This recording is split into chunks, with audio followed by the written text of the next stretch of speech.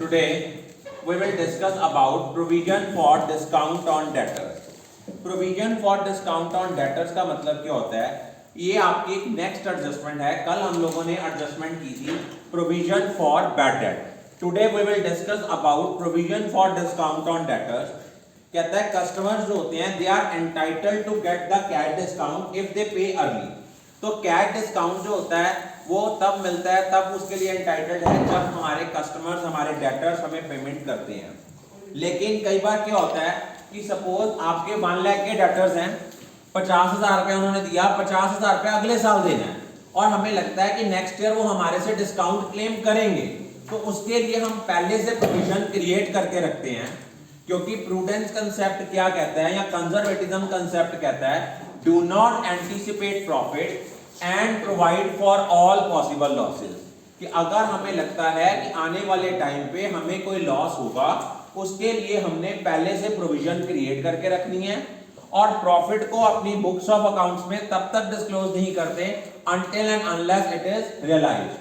तो provision for discount on debtors हम same basis पे बनाते हैं जैसे हम लोग प्रोविजन फॉर बैड डेट बनाते हैं.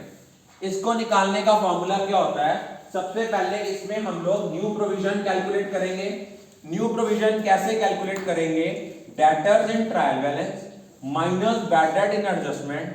अगर इससे पहले प्रोविजन फॉर बैड डेट बनाई है तो उसकी न्यू प्रोविजन को हमने माइनस करना है इनटू रेट ओवर 100.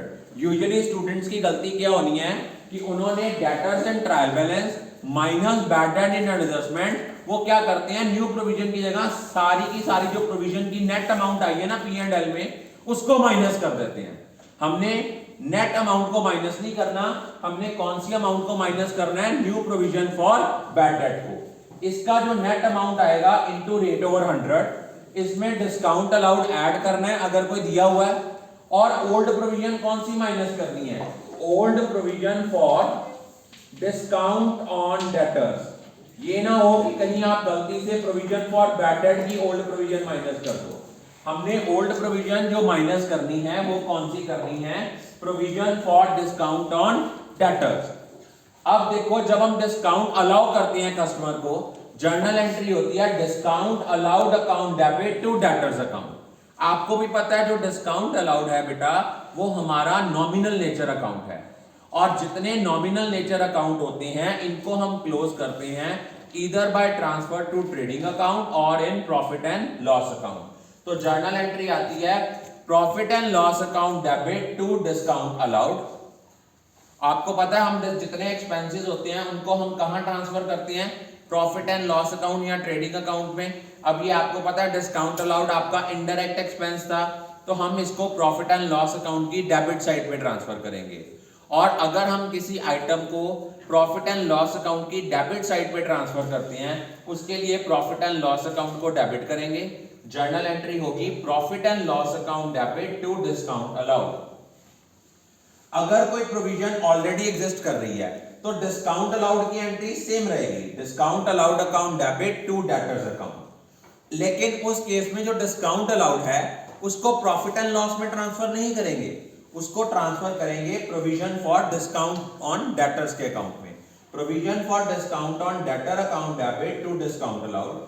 और जब हम प्रोविजन क्रिएट करेंगे जर्नल एंट्री क्या होगी? Profit and loss account debit to provision for discount on debtors. आपको देखो जो provision for discount on debtors है ये मोस्टली एडजस्टमेंट में कहा होता है कैलकुलेट करने के लिए. अगर एडजस्टमेंट में है, आपको भी पता है हर एडजस्टमेंट के दो इंपैक्ट होते हैं, either in trading or profit and loss account and another is in the balance sheet. पहला इंपैक्ट तो ये होगा कि ये जो नेट अमाउंट आई है उसको हम लोग शो करेंगे प्रॉफिट एंड लॉस अकाउंट की डेबिट साइड पे. But if this amount is negative then it will be shown on the credit side of profit and loss account. और सेकेंड इंपैक्ट ये आएगा, हम इनको बैलेंस शीट में debtors में से माइनस करेंगे. डेटर्स में से माइनस करने का, डेटर में से कौन सी अमाउंट माइनस होगी?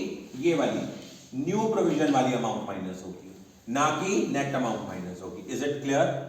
आई think all of you are clear about it.